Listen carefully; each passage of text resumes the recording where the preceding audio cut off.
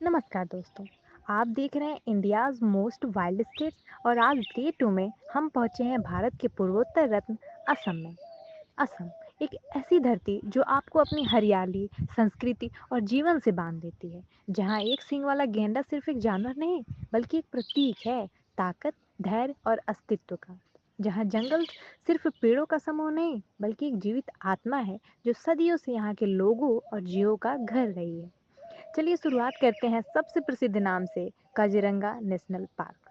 1905 में जब British officer Mary Curzon ने देखा कि यहाँ गैंडे खत्म हो रहे हैं, तब से लेकर आज तक काजीरंगा कंजर्वेशन की दुनिया में एक सक्सेस स्टोरी बन चुका है। और अब यहाँ 2600 से ज़्यादा वन हॉर्न राइनोसेरस हैं, जो दुनिया की सबसे बड़ी पॉपुलेशन है।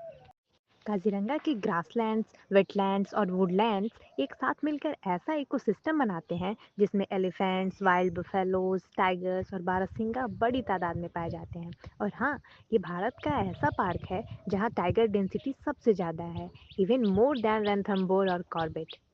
अब चलते हैं मानस नेशनल पार्क की ओर।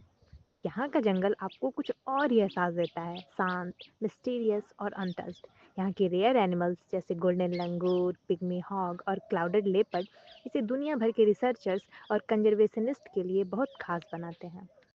मानस में लोकल बोडो ट्राइब्स की मदद से कंजर्वेशन का जो मॉडल बना है, वो पूरी दुनिया के लिए एक उदाहरण है। फॉरेस्ट डिपार्टमेंट और ट्राइबल कम्युनिटीज साथ मिलकर इस जंगल को प्रोटेक्ट कर रहे हैं और यही ट्रू कोएग्जिस्टेंस कहलाता है।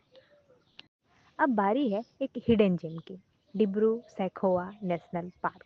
ये पार्क थोड़ा अलग है। यहाँ आपको वाइल्ड हॉर्सेस मिलते हैं जो ब्रिटिश कॉलोनियल पीरियड में छोड़े गए थे। आज ये हॉर्सेस उस जंगल का हिस्सा बन गए हैं और प्रूफ है कि नेचर कैसे बैलेंस बनाना जानती है। असम के जंगल सिर्फ जानवरों से नहीं, पक्षियों से भी भरे हैं। बर्ड लवर्स के लिए एक ड्रीम डेस्टिनेशन है जहां माइग्रेटरी बर्ड्स विंटर में पहुंचते हैं। ब्रह्मपुत्र रिवर और इसके आसपास के वेटलैंड्स बर्ड माइग्रेशन के सबसे बड़े स्टॉप ओवर पॉइंट्स में से एक है। अब बात करते हैं उन लोगों की जिनका जंगलों से रिश्ता सिर्फ जीविका का नहीं, श्रद्धा का है। असम की ट्राइबल कम्युनिटीज जैसे मिसिंग, कार्बी, राभा, बोडो जंगलों को सेक्रेड मानती हैं। इनके लिए पेड़ सिर्फ लकड़ी नहीं, एक जीव है। इनके त्योहार, नृत्य और संगीत सब प्रकृति से जुड़े हुए हैं। इको टूरिज्म यहाँ धीरे धीरे बढ़ रहा है और असम फॉरेस्ट डिपार्टमेंट ने कई ऐसे इथिकल सफारी और होम स्टे ऑप्शंस तैयार किए हैं जहाँ आप जंगल का मजा ले सकते हैं बिना उसे नुकसान पहुँचाए।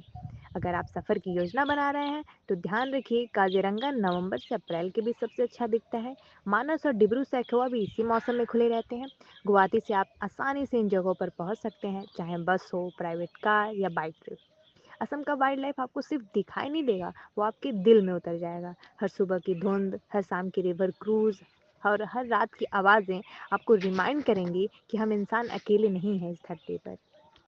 अगर आपको भी ऐसी जगहों से प्यार है जहां इंसान और जानवर एक साथ रहते हैं, तो असम ज़रूर देखिए और नेचर को फिर से महसूस कीजिए। कल मिलते हैं डे 3 में, जहां जंगल और इंसान की दोस्ती एक और रूप में देखने को मिलेगी। अगर आपने अभी तक सब्सक्राइब नहीं किया तो ज़रूर कीजिए, बेल आइकन दबाइए ताकि अगली वीडियो की दहाड़ सबसे पहले आप सुने। मिलते हैं अगली वाइल्ड कहानी के साथ।